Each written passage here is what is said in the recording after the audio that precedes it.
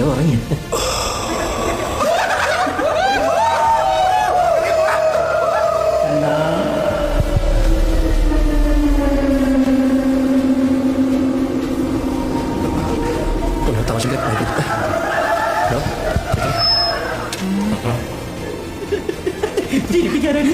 മഹതികളെ, മഹാന്മാരെ, ഇങ്ങനെ ഒരു വേദി അഭിസംബോധന ചെയ്യണമെന്ന് ചെറുപ്പം മുതലുള്ള എന്റെ ആഗ്രഹമായിരുന്നു.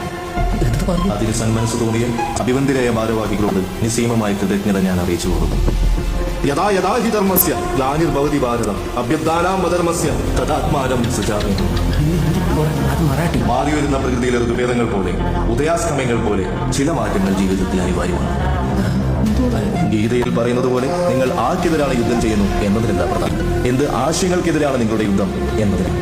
ഇവർ നിങ്ങൾക്ക് ഈ അസുലഭവേളയിൽ പൊള്ളയായ വാഗ്ദാനങ്ങൾ തരുന്നില്ല. ഇവരെ നിങ്ങളെ ജയിപ്പിച്ചാൽ എല്ലാം ശരിയാകുമെന്നും ഉറപ്പും തരുന്നില്ല. പക്ഷേ നിങ്ങൾ ഇവരെ ജയിപ്പിക്കുകയാണെങ്കിൽ സംസാരിക്കുന്നതിനേക്കാൾ ഉപരി കാര്യങ്ങൾ പ്രാവർത്തികമാക്കുന്ന, നിങ്ങളുടെ കൂടെ രാപ്പകലില്ലാതെ നിൽക്കുന്ന, സത്യസന്ധതയോടെ പ്രവർത്തിക്കുന്ന ഒരു കൂട്ടം ചെറുപ്പക്കാരെ നിങ്ങൾക്ക് നേതൃത്വത്തിൽ ലഭിക്കും.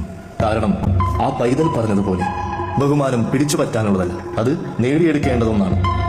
ഞാൻ എന്റെ പ്രസംഗം ചുരുക്കട്ടെ. ആഗ്രഹിച്ചതൊന്നും നിറവേറ്റാനുള്ള അവസരം ലഭിക്കാതെ പോയി എനിക്ക് തീരി പിൻകാലത്തിൽ ഒരുക്കി നൽകിയ സമാശ്വാസമായിരിക്കാം ഈ നിമിഷം.